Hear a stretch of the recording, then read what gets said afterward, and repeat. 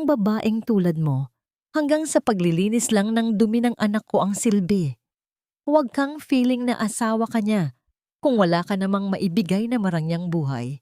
Ang tinig ni Doña Amalia ay matalim, parang pilat na humahagkis sa katahimikan ng madilim na pasilyo ng ospital. Bawat salita ay may dalang panghahamak, isang uri ng berbal na latay na tumatagos sa kaibuturan ng puso ni Tere. Hindi man lang kumislap ang mga mata ng matandang babae nang sabihin iyon.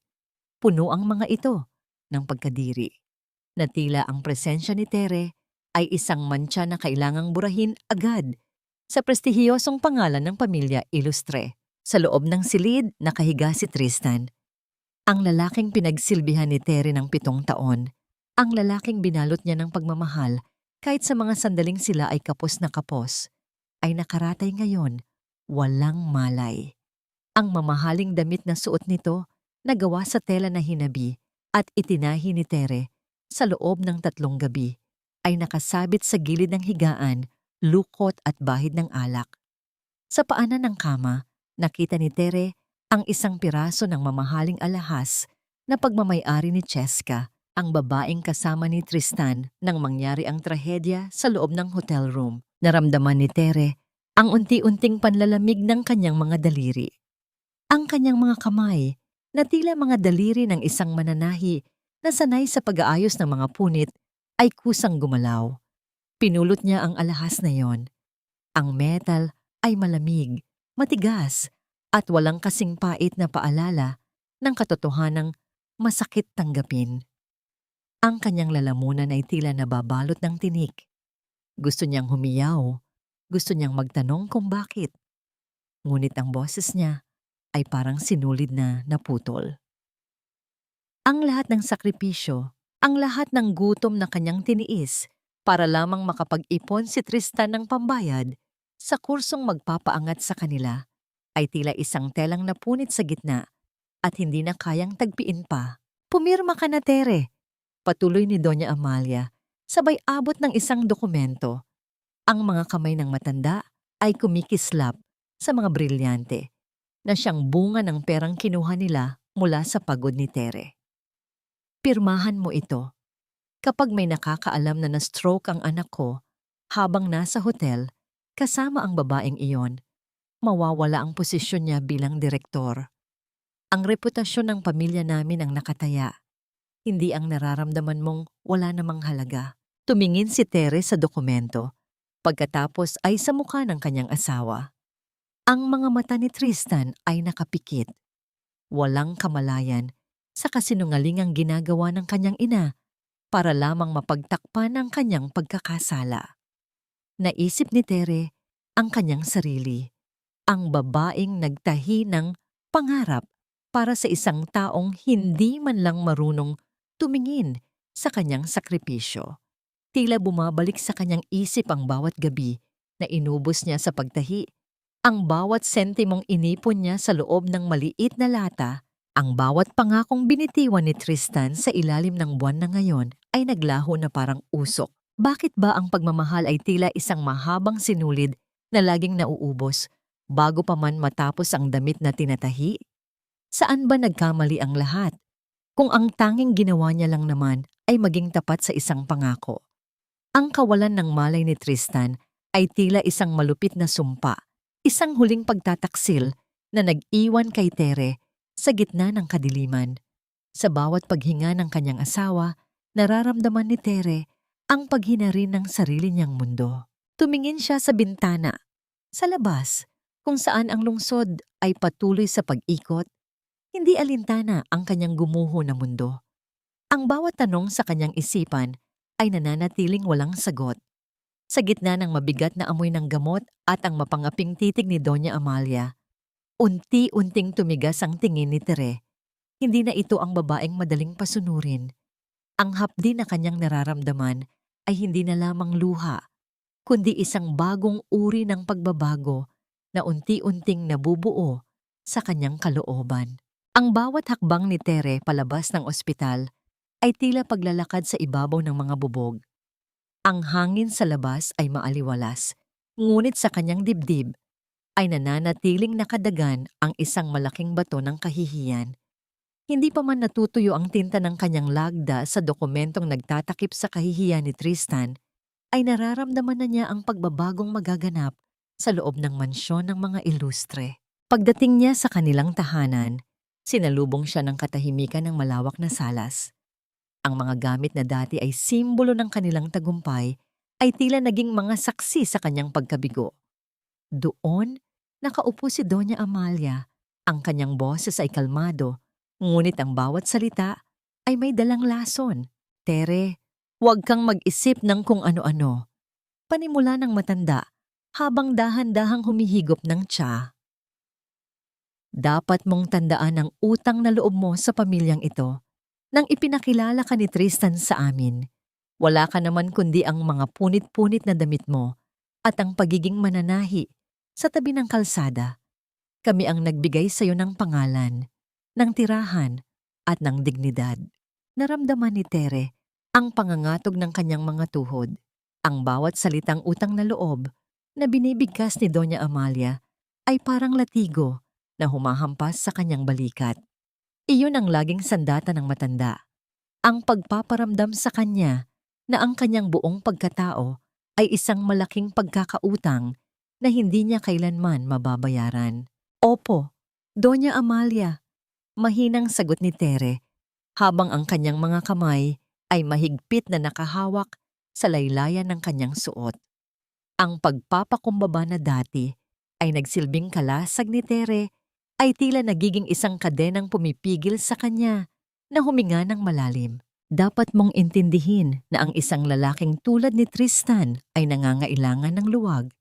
Masyado kang nakatutok sa trabaho mo sa mga makinang panahinayan na nakalimutan mo ng maging isang tunay na asawa.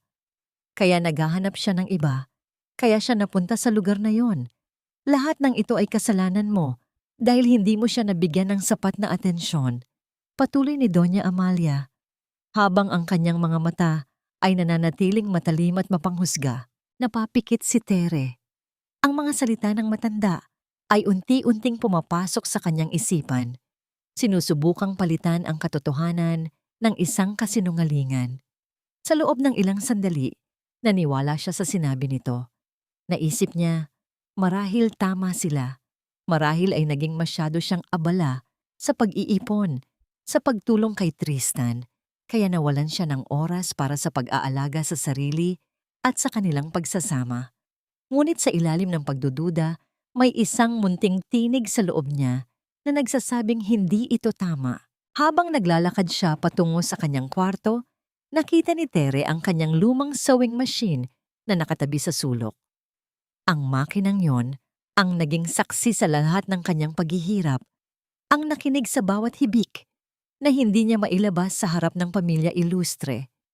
Hinaplos niya ang bakal nito at doon niya napagtanto na ang mga kamay na nakagawa ng magagandang kasuotan ay siya ring mga kamay na unti-unting winawasak ng mga taong itinuring niyang pamilyawa.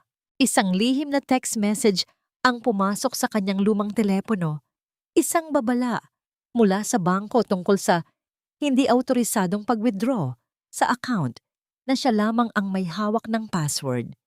Ang bilis ng tibok ng kanyang puso ay sumasabay sa biglang pagbaba ng temperatura sa silid. Kung ang mga ilustre ay nagplaplano na ng kanilang susunod na hakbang habang siya ay nakalubog sa utang na loob. Hindi ba't panahon na para siya rin ay magsimulang maghabi ng sariling kalsada patungo sa paglaya? Ang gabi ay balot ng pait, isang uri ng katahimikan na tila humihigop ng lahat ng natitirang pag-asa sa loob ng mansyon. Sa bawat paghinga ni Tere, nararamdaman niya ang bigat ng mga pader na nakapalibot sa kanya. Mga pader na pinalamutian ng mga mamahaling painting, ngunit nagtatago ng mga lihim na kasing dilim ng gabi. Habang natutulog ang buong bahay, si Tere ay gising. Ang kanyang mga mata ay nakatuon sa isang maliit na kwaderno na nakatago sa ilalim ng kanyang higaan. Ito ang kwadernong kinalalagyan ng lahat ng kanyang mga kalkulasyon sa loob ng 7 taon. Bawat sentimo, bawat bayad sa kuryente, Bawat gastos para sa pag-aaral ni Tristan at bawat kontribusyon niya sa negosyo ng pamilya Ilustre ay nakatala rito ng may katapatan. Habang binabasa niya ang mga pahina, napagtanto ni Tere ang isang nakakabahalang katotohanan. Ang perang nawawala sa mga account na nakapangalan sa kanya ay hindi lamang basta pagwaldas ni Tristan. Ang mga transaksyong ito ay sistematiko, ginawa sa mga oras na alam nilang siya ay abala sa pag-aalaga sa pasyente sa ospital. Hindi lamang siya biktima ng pagtataksil ng kanyang asawa. Siya ay ginagamit na pain para sa isang mas malaking krimen. Ang pag-withdraw ng malaking halaga ay naganap sa araw na dapat sana ay nakalaan para sa operasyon ni Tristan. Kung hindi niya nakuha ang babala mula sa bangko, maaaring siya ang mapagbintangan na nagwaldas ng pondo ng kumpanya. Dahan-dahan, tumayo si Tere at naglakad patungo sa silid-aklatan ni Doña Amalia. Ang kanyang mga paa ay hindi lumilikha ng anumang ingay sa sahig na gawa sa makinis na nara. Ang bawat paghakbang ay puno ng kaba, ngunit higit sa kaba ay ang matinding pagnanais na mahanap ang katotohanan. Sa ilalim ng isang makapal na mesa, nakita niya ang isang envelope na nakaiwan. Hindi sinasadya. Nabuksan niya ito at bumungad ang mga dokumento tungkol sa isang lupain sa Korea at mga kontrata na pirmado ng pangalan ni Tristan. Ngunit ang lagda ay hindi kay Tristan, kundi isang paggaya na sadyang idinisenyo. Idinisenyo para magmukhang sa kanya. Ang malamig na hangin mula sa aircon ay tila tumatagos sa kanyang balat. Ngunit ang init ng galit sa kanyang dibdib ang mas nangingibabaw.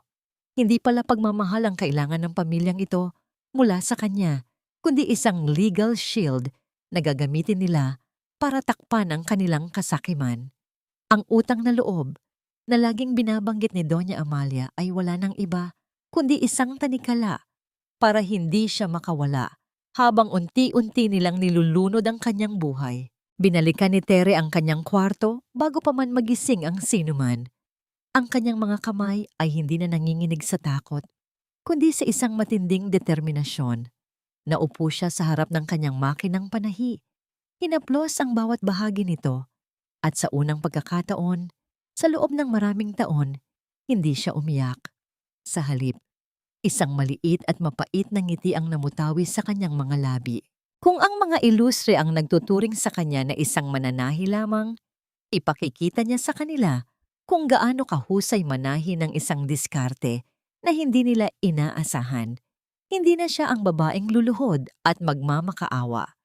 Ang mga sinulid na dati ay ginagamit niya para mag-ayos ng damit, ay siya na ring gagamitin niya para unti-unting mabilog ang leeg ng mga taong nagtangkang magtapon sa kanya sa basurahan. Ang telepono ay muling tumunog sa madaling araw, isang numero na hindi nakarehistro. Nang sagutin niya ito, walang nagsalita sa kabilang linya. Ngunit narinig niya ang boses ng isang babae na humihikbi, isang boses na pamilyar, boses na tila isang huling hiling para sa hustisya. Kinabukasan, sa hapagkainan na hitik sa mga pagkaing hindi man lang ginalaw ni Tere, muling nagbukas ng bibig si Doña Amalia. Ang kanyang mga mata ay parang dalawang matalim na sundang na nakatutok sa bawat kilos ni Tere. Sa tabi niya, nakaupo ang isang tauhan ng bangko na dala ang mga dokumentong kailangang lagdaan. Tere anak, wika ni Doña Amalia, ang tono ng boses ay malambing, puno ng huwad na pagkalinga. Alam naming nahihirapan ka dahil sa sakit ni Tristan. Kaya naman, napagkasunduan namin na ilipat sa pangalan mo ang ilang ari-arian at ang pamamahala sa isang bagong investment account. Ito ay bilang pasasalamat sa iyong katapatan.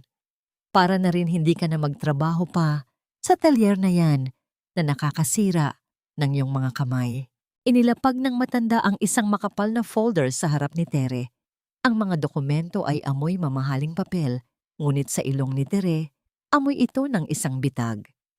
Alam niya ang taktikang ito, ang magbigay ng kapangyarihan na nakabalot sa isang responsibilidad na walang legal na proteksyon. Sa ilalim ng batas, ang pirma ni Tere ang magiging mitya ng kanyang sariling pagkakakulong kung sakaling pumalya ang ilegal na transaksyon na binabalak ng mga ilustre. Tumingin si Tere sa mga dokumento at pagkatapos ay sa refleksyon ng kanyang mukha sa makintab na lamesa. Nakita niya ang isang babaeng pagod. Ang mga mata ay may bakas ng puyat. Ngunit sa loob ng mga mata na yon ay may isang bagong ningning na hindi napapansin ng mga ilustre. Salamat po, Doña Amalia.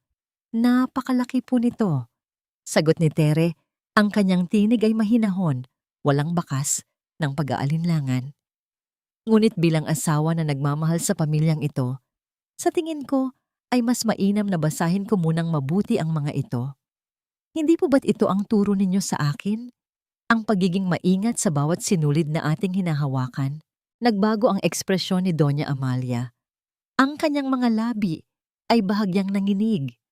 Isang senyales na hindi siya sanay na tinatanggihan o kinukwestiyon. Tere, ang pagtitiwala ay hindi nangangailangan ng mahabang pagbabasa. Ang pag-aalinlangan mo ay isang insulto sa aming pagtitiwala sa iyo. Hindi po ito pag-aalinlangan, Doña Amalia. Mabilis na tugon ni Tere, sabay abot sa folder. Ito po ay paggalang sa inyong ipinagkatiwala. Ayaw ko pong magkamali at maging sanhi ng kapahamakan sa ating negosyo. Sa bawat segundong lumilipas, ramdam ni Tere ang tensyon sa silid. Ang mga mata ng tauhan ng bangko ay nakababa, tila natatakot sa susunod na mangyayari.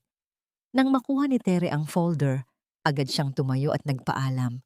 Pagpasok niya sa kanyang kwarto at pagkasara ng pinto, agad niyang ikinandado ito. Hindi niya kailangang basahin ang mga dokumento para malaman na ang mga ito ay mga pekeng pag-aari na nakasangla sa maraming bangko.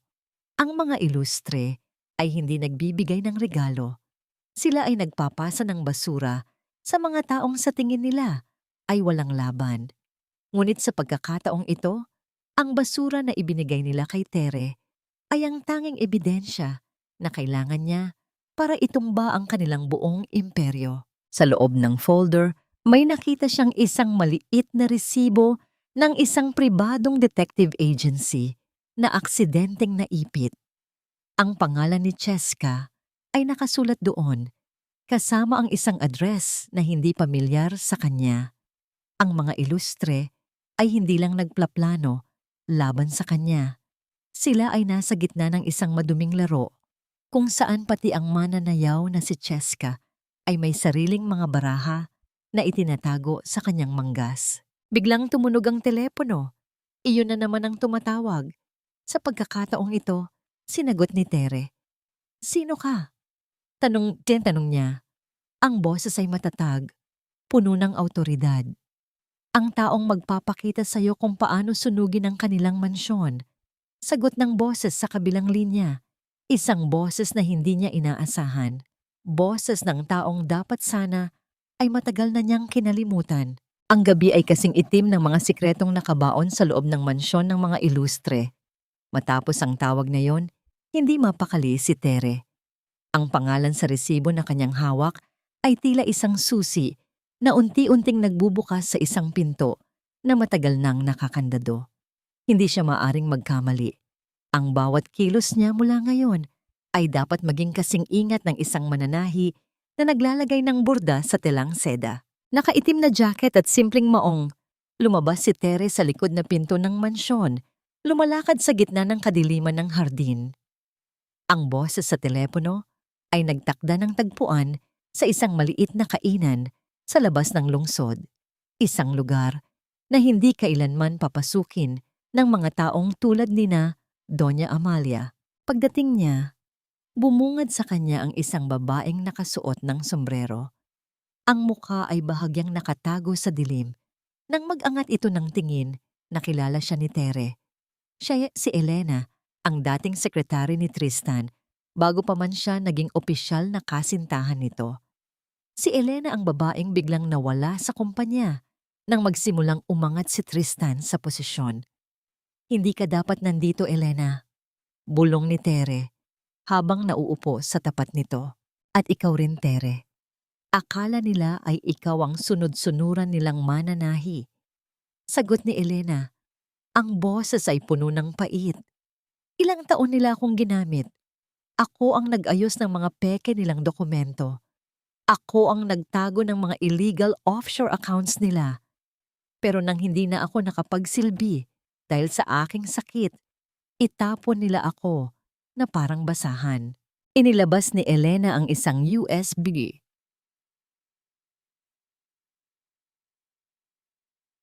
drive at inilapag ito sa mesa. Dito nakatago ang lahat. Ang bawat sentimong ninakaw nila mula sa kumpanya. Ang mga koneksyon ni Tristan kay Cheska sa paggamit ng kumpanya para sa kanilang personal na karangyaan. At ang plano ni Doña Amalia na ibenta ang lupain ng pamilya para makatakas patungo sa Korea. Ramdam ni Tere ang bigat ng USB drive sa kanyang kamay. Hindi lang ito teknolohiya.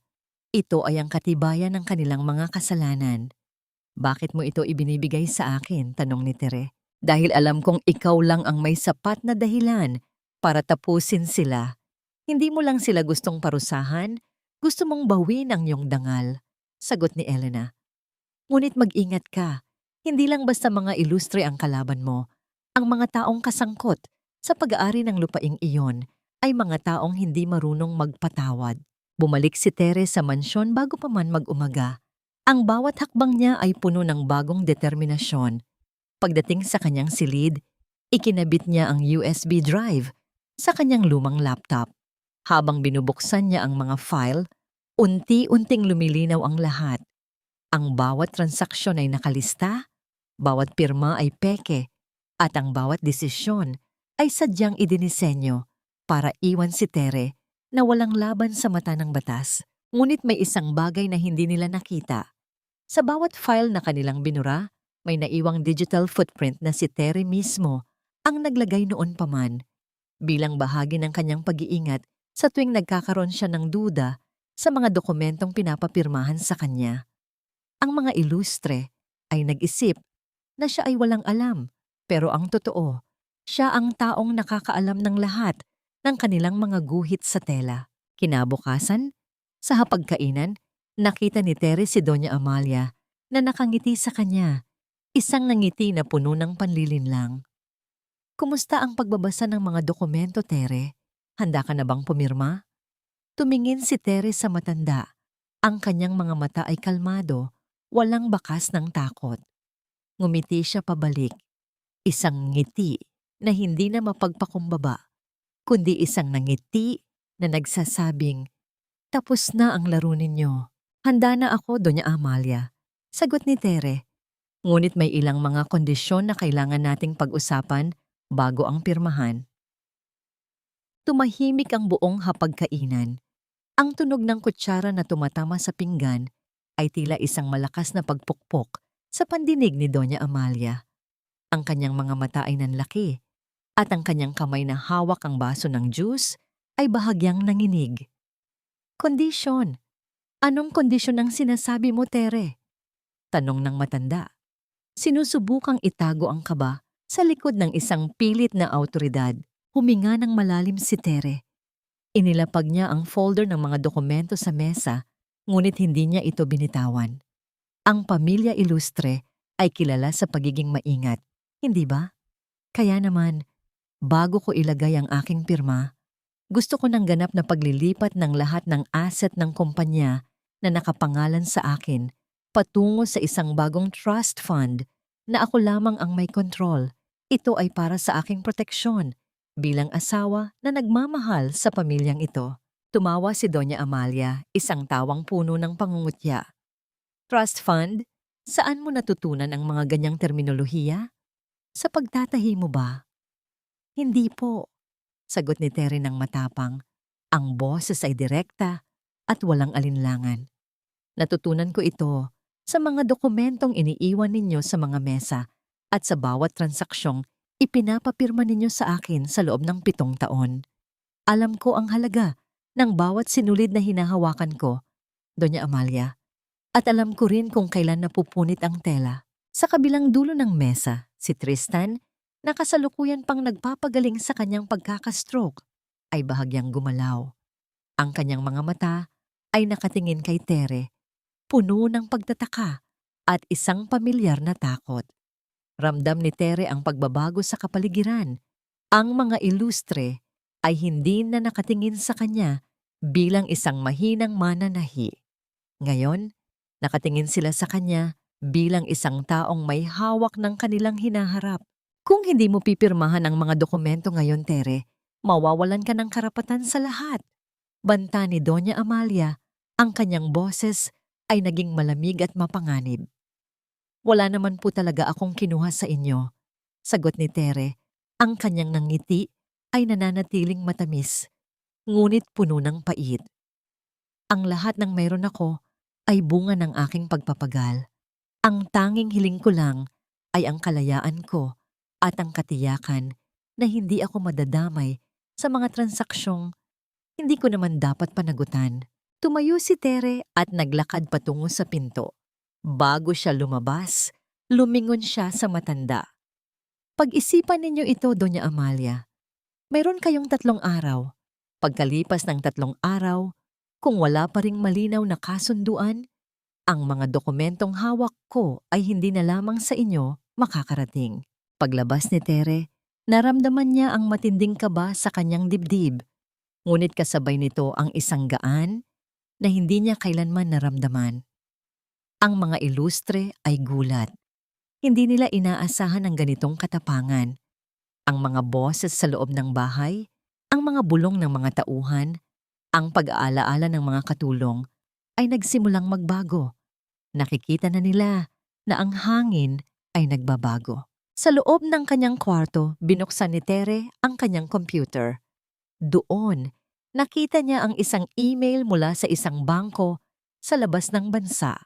Ang account na dati ay pag-aari ng mga ilustre ay unti-unti nang nililinis. Hindi siya naghihintay ng pirma ni Doña Amalia. Siya ay nagsisimula ng kumilos. Ang mga kondisyon na kanyang ibinigay ay isa lamang distraction para sa mas malaking plano na unti-unti niyang binubuo. Sa labas, sa madilim na sulok ng hardin, nakita niya ang isang anino. Isang taong nakamasid sa kanya. Isang taong tila bahagi ng nakaraan na matagal na niyang kinalimutan. Ang puso ni Tere ay tumibok ng napakabilis, parang makinang panahi na nawalan ng kontrol sa bilis. Ang anino sa labas ay hindi lamang basta anino. Ito ay isang banta. Dahan-dahan niyang nilapitan ng bintana. Ang kanyang mga kamay ay nakahawak sa laylayan ng kurtina. Sa liwanag ng buwan, nakikita niya ang isang figura na nakasuot ng itim, humihinto sa tapat ng kanyang bintana at nag-iiwan ng isang maliit na bagay sa pasamano bago mabilis na naglaho sa dilim. Hindi niya inintindi ang panganib. Binuksan niya ang bintana at pinulot ang iniwan ng estranghero. Iyon ay isang susi ng locker at isang sulat na nakatupi ng maayos. Sa loob nito ay nakasulat ang isang address at isang pangalan, Mateo. Ang pangalang iyon ay parang kidlat na gumuhit sa kanyang alaala. Si Mateo, ang Kuya Mateo na dati niyang katrabaho sa maliit na talyer bago siya nagpakasal kay Tristan. Ang taong unang nagturo sa kanya kung paano magpatakbo ng sariling negosyo. Ang taong minsan ay may lihim na pagtingin sa kanya, ngunit hindi niya nabigyan ng pagkakataon dahil sa kanyang bulag na pag-ibig para kay Tristan. Hindi ito oras para sa nostalgia. Binuksan ni Tere ang susi sa locker sa isang pampublikong istasyon ng bus kinabukasan.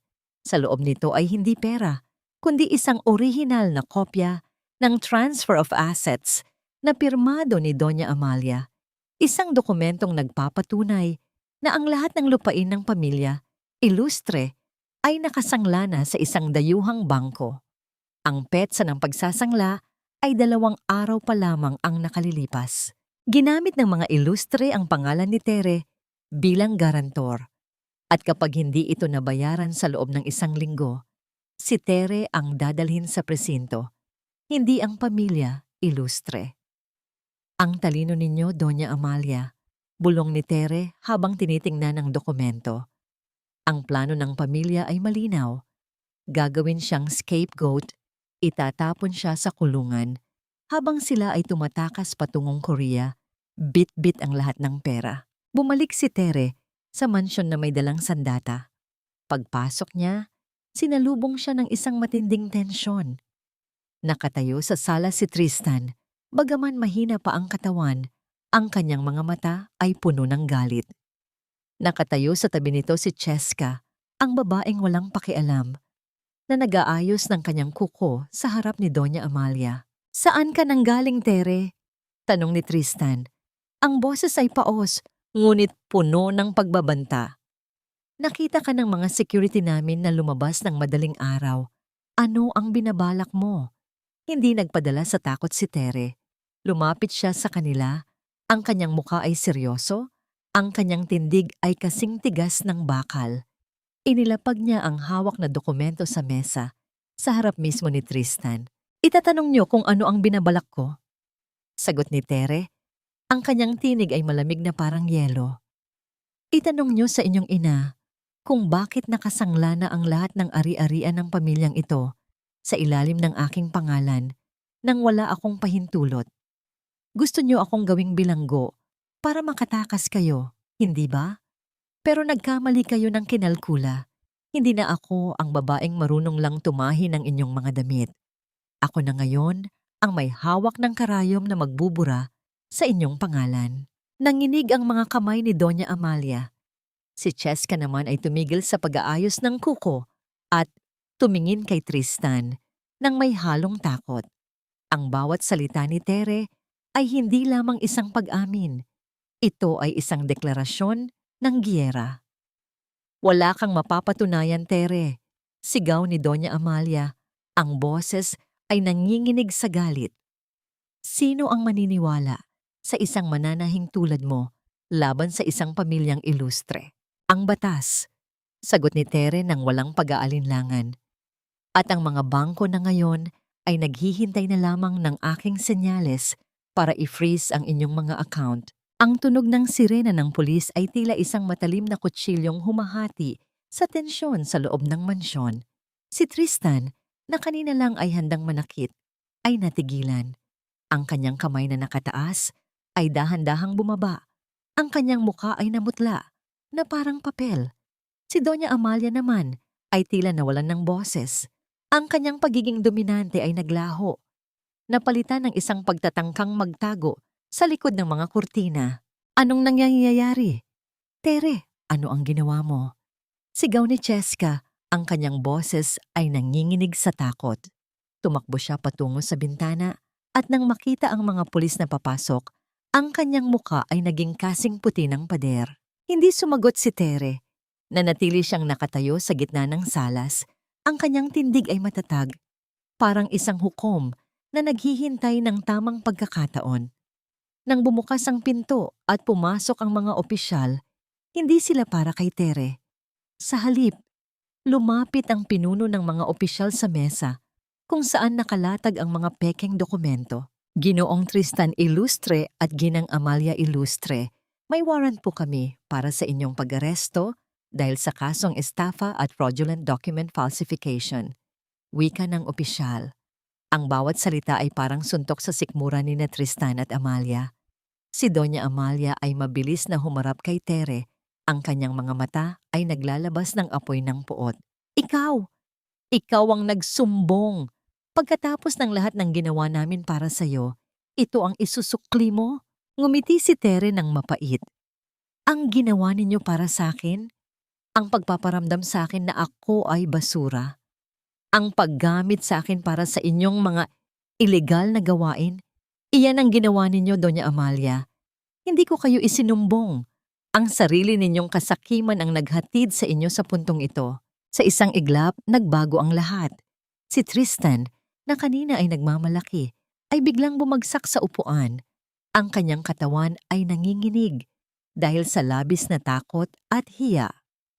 Si Cheska naman, sa halip na tumulong sa kanyang kasintahan, ay mabilis na kinuha ang kanyang bag at sinubukang lumabas ng bahay, ngunit hinarangan siya ng mga pulis. "Hindi ako kasali rito.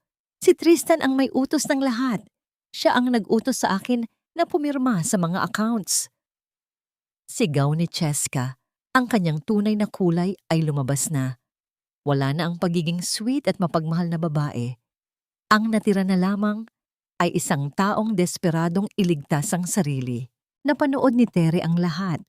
Ang pag-ibig na ipinagpalit ni Tristan sa kanya ay naglaho na parang bula. Sa oras ng kagipitan, ang katapatan ni Cheska ay nakabase lamang sa pera. At ngayong wala na ang perang iyon, ang kanilang relasyon ay gumuho na rin. Habang iginagapos ng mga pulis ang mag-ina at si Cheska, si Tristan ay tumingin kay Tere. May bakas ng pagsisisi sa kanyang mga mata, isang huling pagtatangka na humingi ng tawad. Ngunit sa pagkakataong ito, hindi na tumibok ang puso ni Tere para sa kanya. Ang pagmamahal na dati ay naging sentro ng kanyang mundo ay napalitan na ng isang malamig na pagtanggap na ang lahat ng ito ay nararapat. Paglabas ng mga pulis kasama ang mga ilustre, naiwan si Tere sa loob ng malaking mansyon. Tahimik na ang paligid. Ang mga kasangkapan na dati ay simbolo ng karangyaan ay tila naging mga gamit na lamang na wala ng halaga. Tumingin si Tere sa kanyang mga kamay. Walang panyo, walang sinulid, at walang trabaho. Ngunit sa unang pagkakataon, siya ay malaya. Sa pintuan, nakita niya si Kuya Mateo na nakatayo, naghihintay sa kanya. Ang kanyang mga mata ay puno ng pag-aalala, ngunit may kasama ring paghanga. Ang hanging gabi sa labas ng mansyon ay malamig, ngunit hindi ito makapantay sa lamig na naramdaman ni Tere nang marinig ang huling sinabi ni Mateo. Sumakay sila sa lumang van nito, malayo sa ingay ng sirena at sa gulo ng buhay na iniwan ni Tere. Sa loob ng sasakyan, tanging ang tunog ng makina ang naririnig. Bakit mo ako tinutulungan, Mateo? Tanong ni Tere. Ang kanyang boses ay mahina, puno ng pagod. Tumingin si Mateo sa malayo. Ang kanyang mga mata ay tila may dalang mabigat na kwento. Dahil ang mga ilustre, Tere, ay hindi lamang basta nagnakaw sa'yo. Sila ang pumatay sa pangarap ng pamilya ko noong nakaraang henerasyon. Ang lupain kung saan nakatayo ang mansyong yon, pag-aari iyon ng mga magulang ko. Niloko sila ng ama ni Doña Amalia sa pamamagitan ng mga pekeng kasulatan. Napatigil si Tere. Ang bawat impormasyon ay parang piraso ng puzzle na unti-unting nabubuo. Kaya pala ganoon na lamang ang galit ni Doña Amalia sa kanya. Hindi lamang dahil siya ay mahirap, kundi dahil siya ang nagpapaalala sa kanila ng kasalanan na kanilang itinago sa ilalim ng gintong mga pader. Kaya ko binigay sa iyo ang susi ng locker, pagpapatuloy ni Mateo. Alam ko na ang mga dokumentong yon ang magiging susi sa kanilang pagbagsak. Gusto kong mabawi mo ang iyong dangal at gusto ko ring mabawi ang katarungan para sa mga taong tinapakan nila. Habang nagkukwento si Mateo, napagtanto ni Tere na ang kanyang buhay ay hindi lamang isang simpleng kwento ng pag-ibig na nagtapos sa pait. Ito ay isang bahagi ng mas malaking cycle ng kasakiman na kinabibilangan ng maraming biktima. Ang utang na loob na laging binabanggit ni Doña Amalia ay isang malaking kasinungalingan. Sa katunayan, ang mga ilustre ang may utang na loob sa napakaraming taong kanilang ginamit. Ano ang plano natin ngayon? Tanong ni Tere. Ang mga dokumentong hawak mo ay sapat na para makulong sila, ngunit hindi nito mababawi ang lahat ng perang ninakaw nila sa mga maliliit na negosyante. Wika ni Mateo. Kailangan nating ilabas ang katotohanan sa publiko. Kailangan nating ipakita sa lahat na ang mga ilustre ay hindi mga Diyos na untouchable, kundi mga kriminal na nagtatago sa likod ng kanilang pangalan. Naramdaman ni Tere ang isang bagong apoy sa kanyang kalooban. Hindi na lang ito tungkol sa kanyang paghihiganti. Ito ay tungkol sa katarungan para sa mga taong katulad niya.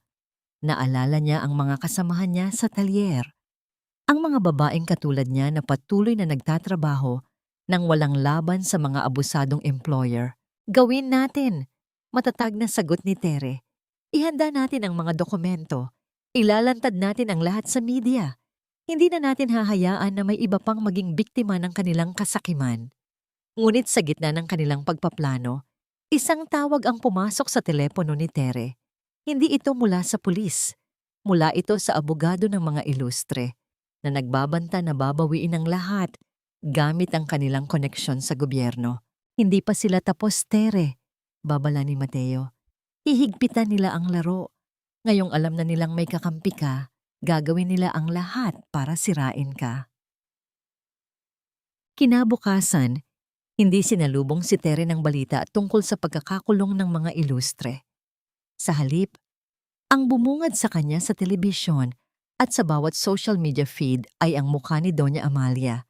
Nakasuot ng puti, namumugto ang mga mata at nagsasalita sa harap ng napakaraming reporters. Ang aking anak na si Tristan ay biktima lamang ng isang babaeng gahaman. Ang tinig ni Doña Amalia ay puno ng pekeng hapdi. Ginamit niya ang tiwala namin, ninakaw ang aming pondo, at ngayon, dahil hindi na namin siya kayang sustentuhan sa kanyang luho, sinubukan niyang sirain ang aming pangalan gamit ang mga pekeng dokumento. Napako ang tingin ni Tere sa screen. Ang husay ng pagkakagawa ng mga ilustre sa kanilang naratibo ay nakakahilo.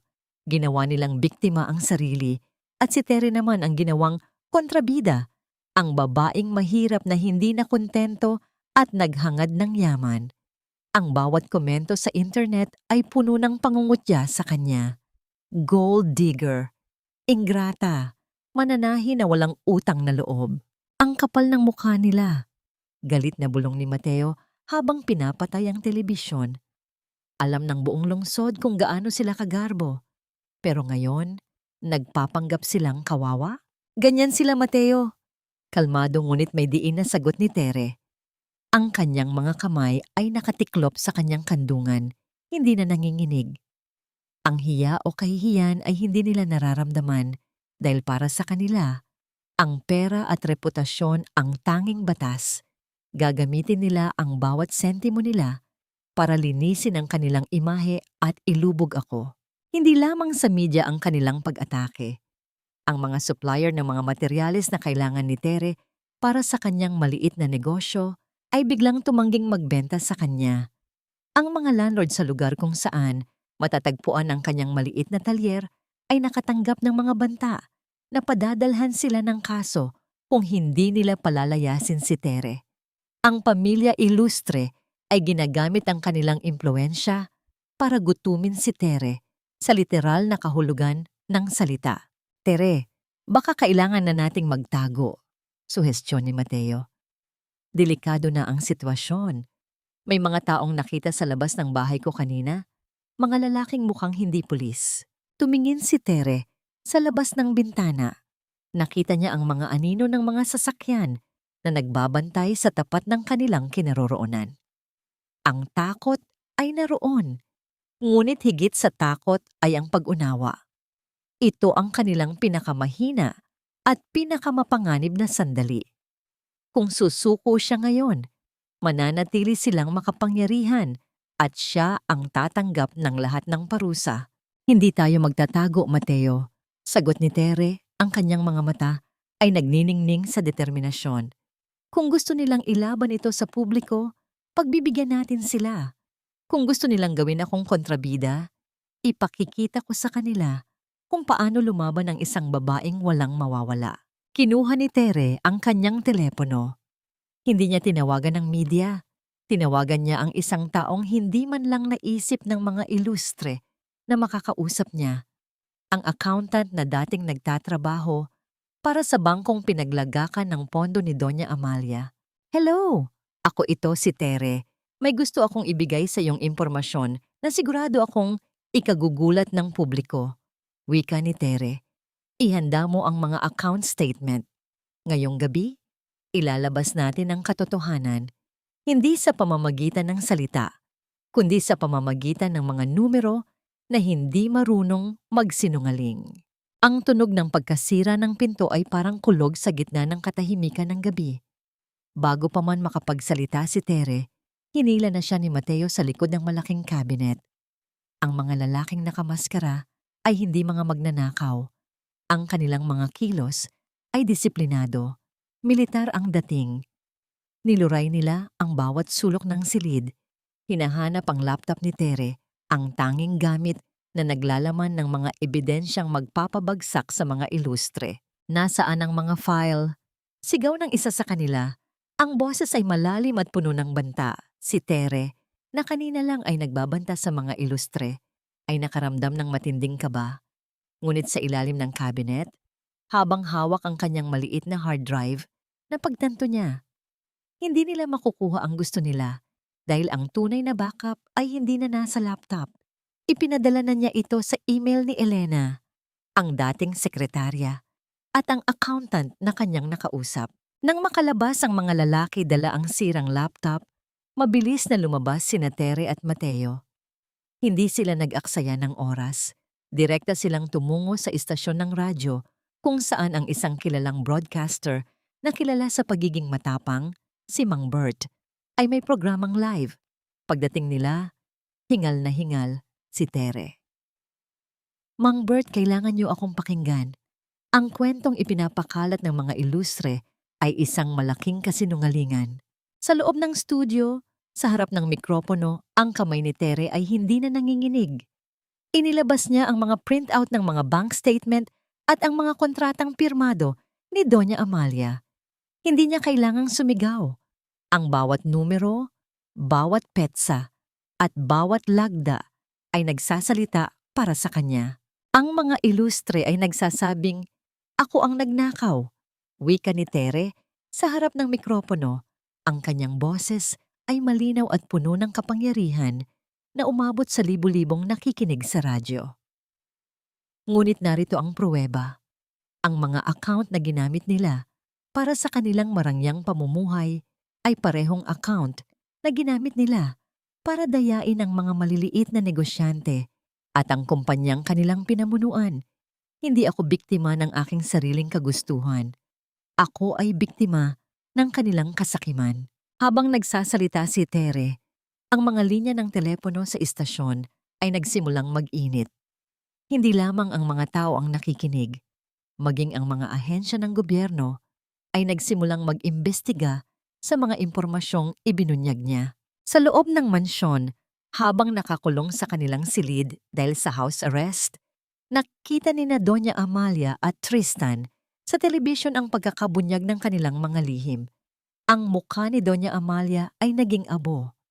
Hindi na ito ang babaeng puno ng pagyayabang. Ngayon, siya ay isang matandang babae na nahaharap sa katotohanang walang halaga ang pera kapag ang buong bayan na ang nagtutulak sa iyo sa hukay. Mali ang kinalaban natin, Ina. Mahinang bulong ni Tristan. Ang kanyang mga mata ay blanko.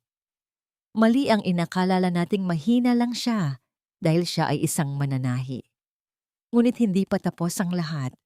Sa paglabas nila Tere sa istasyon ng radyo, isang grupo ng mga tao ang naghihintay sa labas. Hindi para saktan siya, kundi para suportahan siya. Ang mga taong dati ay naniwala sa mga ilustre ay nagsisimula ng magtanong. Ang mga biktima ay nagsisimula ng lumabas. Ang larawan ay kupas na, ngunit ang mga muka ay malinaw. Sa litrato, makikita ang isang batang babae na kamukhang kamukha ni Tere, nakatayo sa tabi ng isang matandang Doña Amalia na noon ay mas bata pa at puno ng ambisyon. Ang babaeng estranghero sa harap ni Tere ay si Aling Rosa, ang dating kasambahay na nag-alaga kay Tristan noong ito ay maliit pa. "Bakit mo ito ipinapakita sa akin?" tanong ni Tere. Ang kanyang kamay ay bahagyang nanginig habang hinahawakan ng larawan. "Dahil ang nanay mo, Tere, ay hindi lang basta kasambahay." Bulong ni Aling Rosa. Ang boses ay puno ng pagsisisi. Siya ang tunay na nagpapatakbo ng negosyo ng mga ilustre noon. Ang tatay ni Tristan ay walang alam. Ang nanay mo ang nagtago ng mga orihinal na titulo ng mga lupain at kayamanan ng mga ilustre dahil alam niyang ninakaw lang ito ni Doña Amalia sa mga magsasaka. Nang pumanaw ang nanay mo, Ipinangako niya sa akin na hindi ibibigay ang mga sikretong ito hanggat hindi ka nagiging sapat ang gulang. Napalunok si Tere. Ang bawat piraso ng kanyang nakaraan na dati ay akala niya ay simpleng paghihirap ay nagkaroon na ngayon ng bagong kahulugan. Ang pamilya Ilustre ay hindi lang basta masama. Sila ay mga magnanakaw na natatakot na mabunyag ang kanilang buong kasaysayan. Pinakasalan siya ni Tristan hindi dahil sa pag-ibig, kundi dahil akala ni Doña Amalia ay alam ni Tere kung nasaan ang nakatagong kayamanan ng kanyang ina. Kaya kanila pinakasalan, Tere, patuloy ni Aling Rosa, para bantayan ka, para makuha ang anumang itinatago ng nanay mo.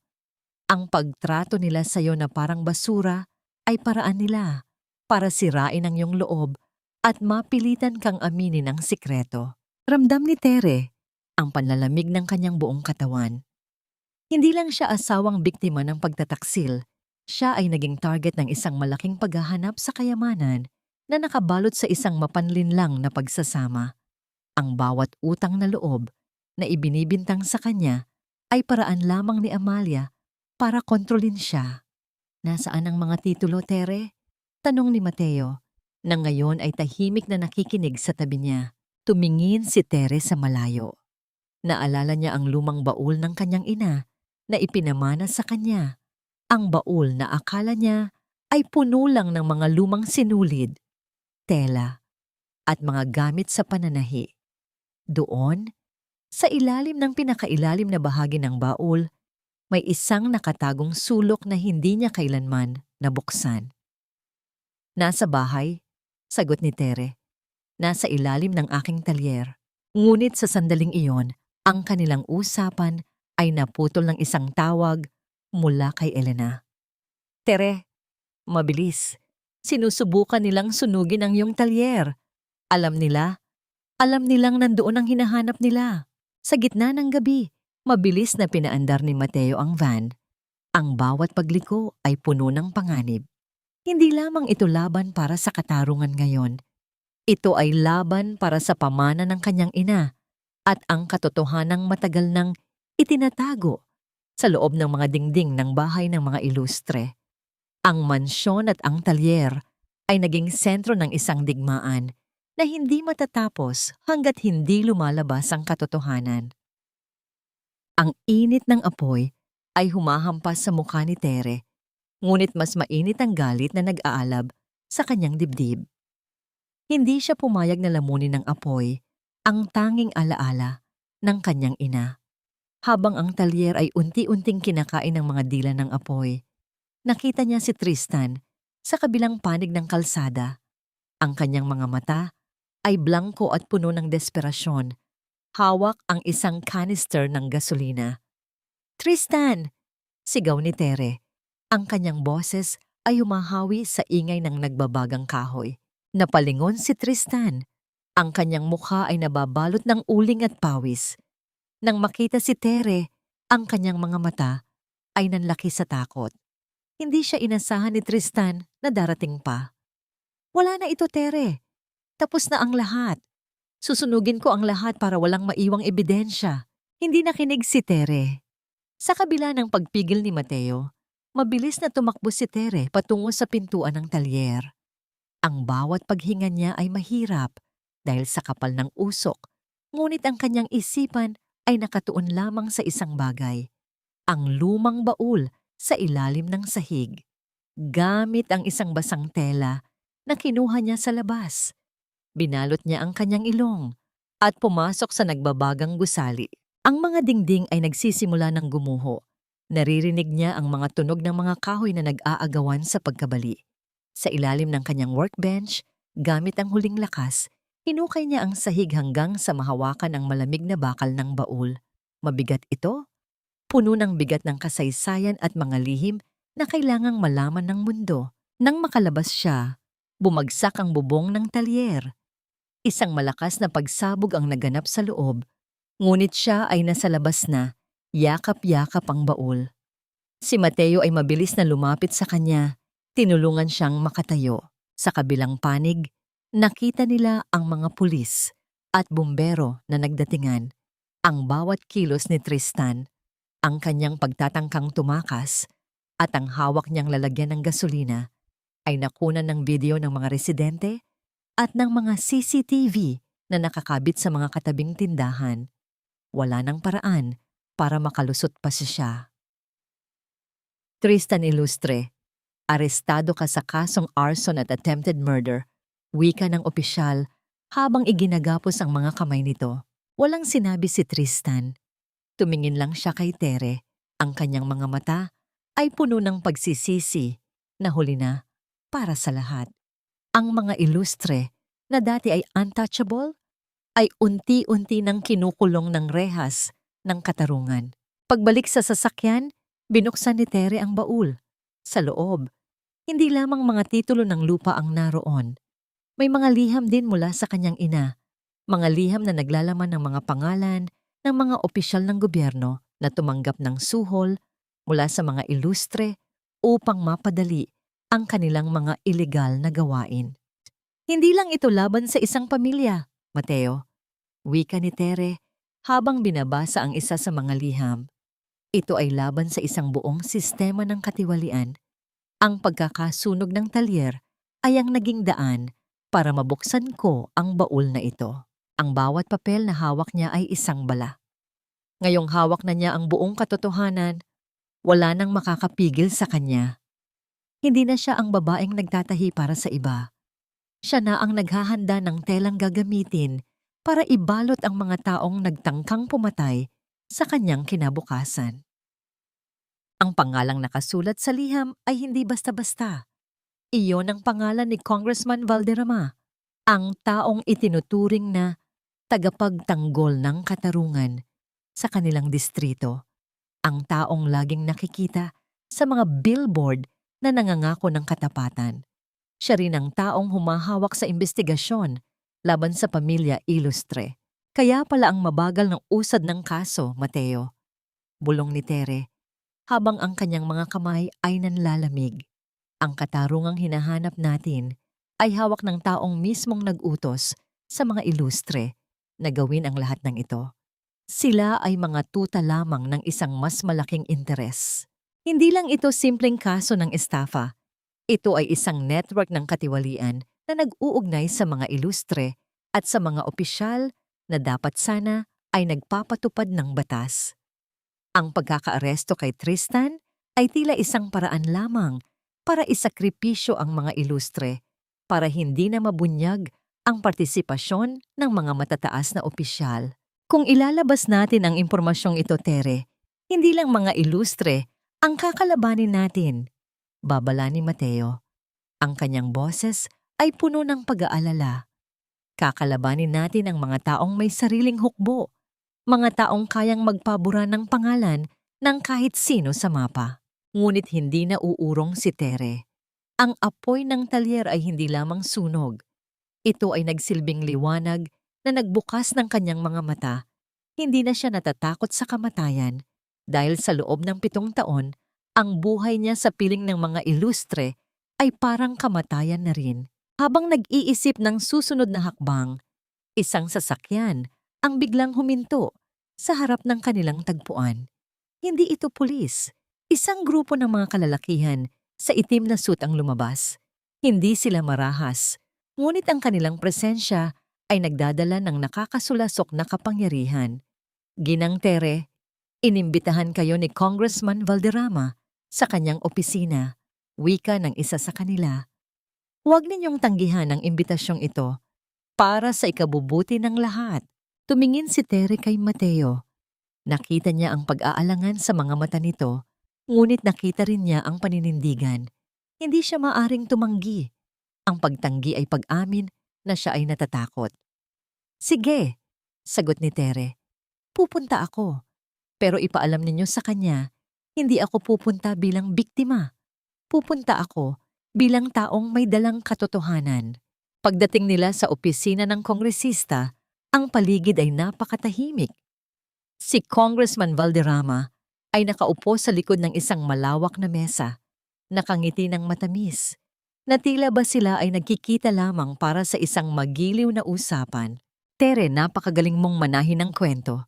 Panimula ng congressman, sabay lapag ng isang sobre sa mesa. Pero sa mundong ito, may mga sinulid na hindi dapat pinupunit. Baka sa susunod na paghila mo, ang buong damit ng lipunan ang mapunit. Gusto mo bang maging bayani? O gusto mong mabuhay ng tahimik at mayaman? Inalok siya ng pera, isang halagang hindi kailanman nakita ni Tere sa kanyang buong buhay. Ang tanging kailangan lang niyang gawin ay ibigay ang mga liham ng kanyang ina at manahimik.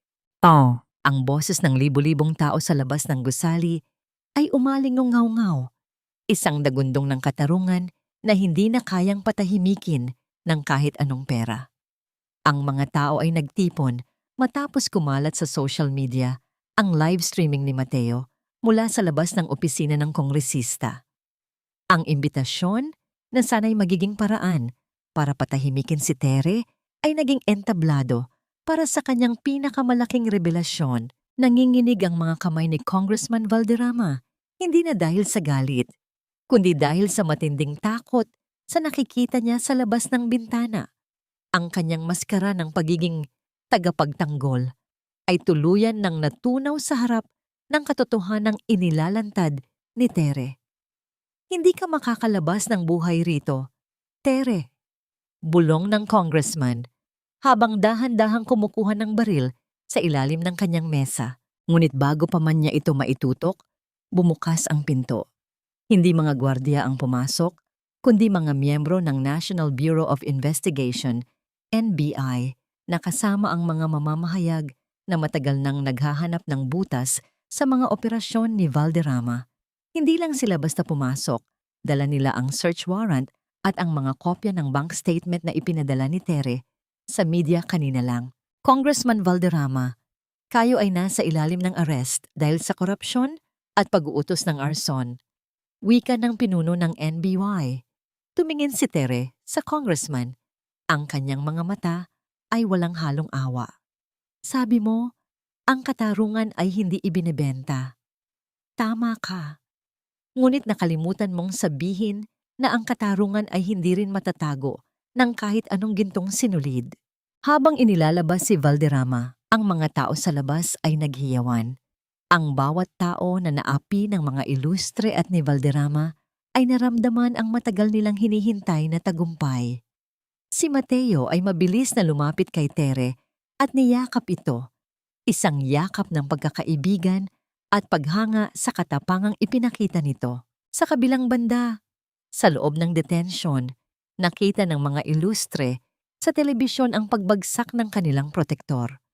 Doon sa unang pagkakataon, ang imperyo na kanilang itinayo sa ibabaw ng kasinungalingan ay naglaho na parang alikabok. Wala ng pera, walang koneksyon, at wala ng matatakbuhan. Ang kanilang pagbabagsak ay hindi lamang bunga ng batas, kundi bunga ng tapang ng isang babaeng minsan nilang tinawag na mananahi lamang. Paglabas ni Tere sa gusali, ang sikat ng araw ay tila mas maliwanag kaysa dati. Hindi na siya ang babaeng nakayuko. Ngayon, siya ay isang simbolo. Ang kanyang mga kamay, na dati ay puno ng kalyo dahil sa karayom at sinulid, ay nagbago ng kasaysayan ng bayan. Hindi pa tapos ang lahat. Marami pa siyang kailangang ayusin sa kanyang buhay. Ngunit sa sandaling iyon, alam ni Tere, ang bawat sugat, ang bawat luha, at ang bawat pagkakataon na siya ay minaliit ay nagresulta sa tagumpay na ito. Ang huling tahi ay natapos na at ang telang nabuo ay isang magandang obra ng katarungan. Ang silid ng pagdalaw sa bilangguan ay malamig, amoy bakal at pagkabulok. Isang lugar na hindi kailanman inakala ni Tere na dadalawin niya para sa kanyang dating asawa. Sa kabilang panig ng salamin, nakaupo si Tristan. Hindi na ito ang lalaking mayabang at laging nakasuot na mamahalin. Ang kanyang buhok ay gusot, ang kanyang mukha ay payat, at ang kanyang mga mata ay puno ng pagod. Salamat sa pagdating mo, Tere, wika ni Tristan. Ang kanyang tinig ay mahina. Halos pabulong. Binasa ko ang sulat mo. Sagot ni Tere, ang kanyang boses ay kalmado. Walang halong galit o awa. Ano ang gusto mong sabihin tungkol sa pinagmulan ko? Ang pagiging mananahi ko ba ay hindi sapat na katotohanan? Huminga ng malalim si Tristan at nagsimulang magsalita. Noong bago mamatay ang nanay mo, ibinigay niya sa akin ang isang dokumento. Akala ko noon, iyon ang titulo ng yaman nila. Pero nang mabasa ko ito, natuklasan ko ang isang bagay na nagpabago sa pananaw ko. Ang nanay mo ay hindi lang kasambahay. Siya ang tunay na anak ng orihinal na may-ari ng lupain ng mga ilustre. Ang lolo ni Doña Amalia ay kinuha ang lupain sa pamamagitan ng panlilinlang at ang nanay mo ang tanging tagapagmana na natira. Naramdaman ni Tere ang paghinto ng tibok ng kanyang puso. Bakit mo ito itinago? Bakit mo ako pinakasalan kung alam mo ang katotohanan ito? Dahil gusto kong makuha ang yaman para sa sarili ko. Pag-amin ni Tristan, ang kanyang ulo ay nakayuko. Gusto kong maging tunay na ilustre. Akala ko kapag pinakasalan kita, mapapasakin din ang mga dokumentong yon. Pero habang tumatagal, nakita ko kung paano mo ako minahal at kung paano ko yon sinira. Ang tunay na ilustre ay hindi ang pamilya namin, Tere. Ang tunay na tagapagmana ng dangal at lupaing ito ay ikaw. Inilabas ni Tristan ang isang maliit na papel mula sa kanyang bulsa at ibinigay sa bantay para iabot kay Tere. Iyon ay isang legal na dokumento, isang pag-amin at isang huling habilin ni Zilin na nakatala sa ilalim ng notaryo. Iyan ang lahat ng ebidensya na kailangan mo para mabawi ang lahat ng legal. Hindi na ako ilustre. Tere, wala na akong pangalan. Ang tanging hiling ko lang ay mapatawad mo ang sarili mo sa pagmamahal sa maling tao. Tumayo si Tere. Hindi niya inasahan ang pag-amin na ito. Hindi ito pagmamahal, kundi isang huling pagtatangka ni Tristan na pag-aanin ang kanyang konsensya. Ngunit para kay Tere, ang dokumentong ito ay hindi lamang papel.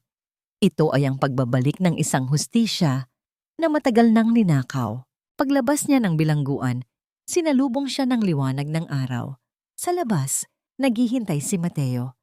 Tumingin si Tere sa papel, pagkatapos ay sa malawak na lupain na tanaw mula sa malayo. Ang lupain na ngayon ay muling magiging pag-aari ng mga taong tunay na nagpahalaga sa lupa at sa paggawa. Ano ang gagawin mo, Tere? Tanong ni Mateo. Hindi ko ito kukunin para maging ilustre. Sagot ni Tere habang pinunit niya ang dokumento sa gitna.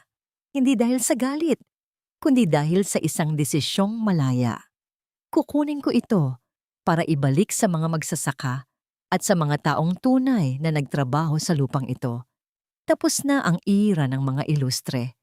Ngayon, magsisimula ang era ng katarungan. Ang tawag mula sa ibang bansa ay tila isang huling pagsubok sa katapatan ni Tere sa kanyang sariling prinsipyo. Habang hawak ang telepono, nakita niya ang refleksyon ng sarili sa salamin ng shop window. Isang babaeng payak ang suot, ngunit ang mga mata ay puno ng kapayapaan na hindi mabibili ng kahit anong halaga. Salamat sa impormasyon, attorney. Wika ni Tere, ang kanyang tinig ay malinaw at hindi nag-aalangan.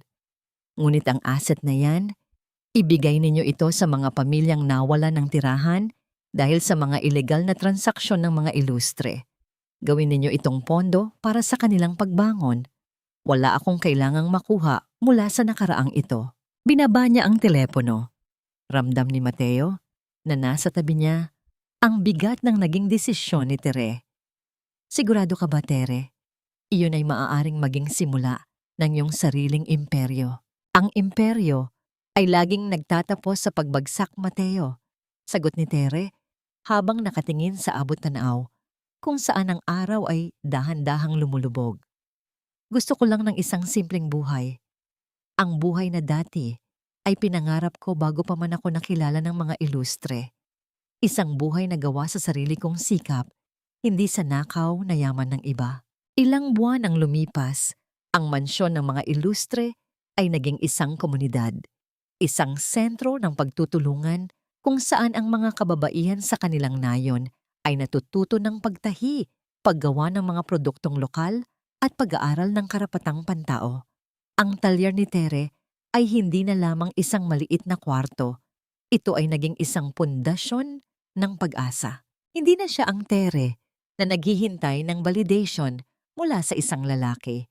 Hindi na rin siya ang Tere na laging nakayuko sa harap ng isang matandang mapangapi. Siya ay si Tere, ang babaeng nagtahi ng sarili niyang kapalaran. Ang kanyang mga disenyo ay kinikilala na ngayon hindi dahil sa tatak ilustre, kundi dahil sa husay at puso na nakapaloob sa bawat hibla ng tela. Isang hapon, habang naglalakad siya sa gitna ng mga palayan na dati ay pag-aari ng mga ilustre, ngunit ngayon ay muling naging pag-aari ng mga magsasaka, naramdaman niya ang isang kamay na humawak sa kanya. Si Mateo iyon, ang taong hindi kailanman bumitaw sa kanya noong siya ay nasa gitna ng apoy. Handa ka na bang magtahi ng panibagong bukas? Tanong ni Mateo. Ngumiti si Tere. Ang nakaraan ay tapos na. Ang mga pait, ang mga pagtataksil, at ang mga gabi ng paghihintay ay naging mga leksyon na lamang na nakatago sa ilalim ng kanyang mga mata. Ngayon, ang nakikita niya ay hindi na ang dilim ng kahapon, kundi ang liwanag ng isang bukas na siya mismo ang nagdidisenyo. Handa na ako, sagot ni Tere. At sa pagkakataong ito, hindi na ako basta mananahi. Ako na ang magtatakda ng pattern ng aking sariling buhay. 2 taon na ang nakalilipas mula nang gumuho ang imperyo ng mga ilustre at ang mansyong dati ay simbolo ng karangyaan at pagmamalupit ay hindi na isang gusaling nagtatago ng mga lihim.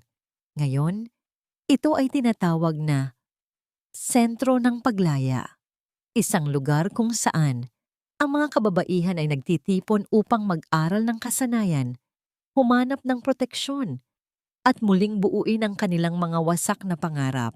Si Tere, na nakasuot ng isang simpleng dress na siya mismo ang nagdisenyo at nagtahi, ay nakatayo sa balkonahe ng gusaling ito. Hindi na siya ang babaeng laging nagmamadali. Hindi na ang babaeng laging nagtatago ng kanyang damdamin. Sa kanyang mga mata, makikita ang isang klase ng kapayapaan na tanging ang mga taong tunay na nakaranas ng matinding bagyo lamang ang nakakaalam. Marami ang nagtatanong kung nahanap na ba niya ang tunay na kapatawaran. Para kay Tere, ang kapatawaran ay hindi ang paglimot sa mga kasalanan ng mga ilustre. Ang pagpapatawad para sa kanya ay ang pagbitaw sa bigat ng puot na pumipigil sa kanyang paglago. Hindi na niya hinihiling ang kanilang kapahamakan at hindi na rin niya kailangan ang kanilang paghingi ng tawad. Ang kanyang pagpapatawad ay ang pagpili na maging malaya mula sa kanilang anino at sa pagpiling iyon, nahanap niya ang kapayapaang matagal niyang hinangad. Hindi man ito isang buhay na walang problema, ngunit ito ay isang buhay na may kontrol. Kasama si Mateo, ang kanyang partner hindi lang sa negosyo, kundi sa paglalakbay ng buhay. Nahanap niya ang isang uri ng pag-ibig na hindi kailangang dumanas ng pagpapahirap. Ito ay pag-ibig na nagbibigay ng espasyo para sa isa't isa. Isang pag-ibig na tulad ng isang maayos na tahi, matatag, maganda, at tumatagal. Sa huli, ang kwento ni Tere ay nagsisilbing paalala sa bawat babaeng nakikinig. Ang iyong halaga ay hindi nakadepende sa kung sino ang kasama mo o kung gaano karaming utang na loob ang ipinaparatang sa iyo. Ang tunay na lakas ay nasa kakayahan mong tumayo pagkatapos mong madapa. Ang pag-ibig na kailangang bilhin ng iyong pagkatao ay hindi pag-ibig, ito ay isang tanikala. Putulin ito. Manahi ka ng sarili mong bukas. Ang paglalakbay ni Tere ay hindi lamang isang kwento ng paghihiganti. Ito ay isang oda sa katatagan ng kababaihan. Mula sa pagiging isang mananahi sa ilalim ng mga ilustre hanggang sa pagiging arkitekto ng kanyang sariling kapalaran, ipinakita ni Tere na ang bawat karayom na tumutusok sa tela ng ating buhay ay may layunin upang pagdugtungin ang mga piraso ng ating pagkatao na dati ay naghihiwalay. Ang tunay na tagumpay ay hindi ang pagbagsak ng iyong mga kaaway, kundi ang pagtayo mo ng may dangal sa kabila ng lahat ng kanilang tinangkang gawin sa'yo. Habang tumitingin si Tere, sa abot tanaw, alam niyang ang nakaraan ay tapos na at ang bawat sinulid na kanyang hawak ngayon ay simula pa lamang ng isang mas maliwanag at makabuluhang bukas.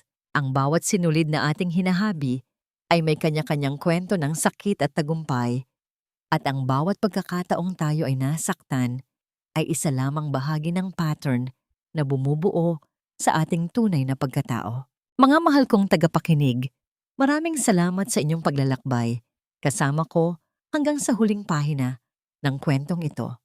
Hindi ko malilimutan ang gabing iyon sa loob ng ospital nang makita ko ang pagbagsak ng mundo ni Tere habang hawak ang vest na siya mismo ang nagtahi. Ang sandaling iyon ang nagpaalala sa akin na ang pinakamalalim na sugat ay kadalasang nagmumula sa mga taong ating pinagkatiwalaan.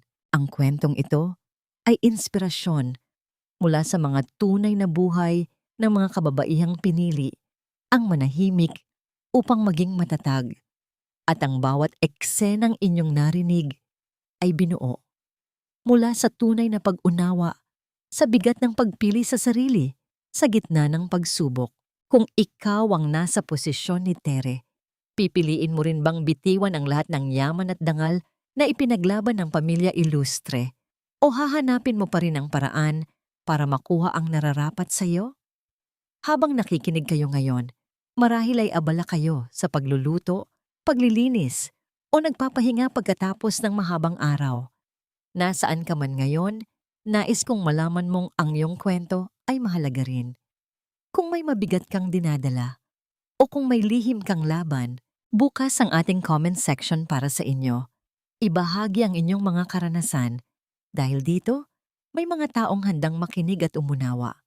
Kung naramdaman ninyong tumibok ang inyong puso kasabay ng kay Tere, huwag kalimutang i-like at i-share ang ating kwento upang mas marami pang kababaihan ang makahanap ng lakas. Naway maging matatag kayo sa bawat hamon at naway ang inyong mga kamay ang magtahi ng sarili ninyong kinabukasan na may dangal at kalayaan. Hanggang sa muli nating pagkikita sa ating susunod na kwento.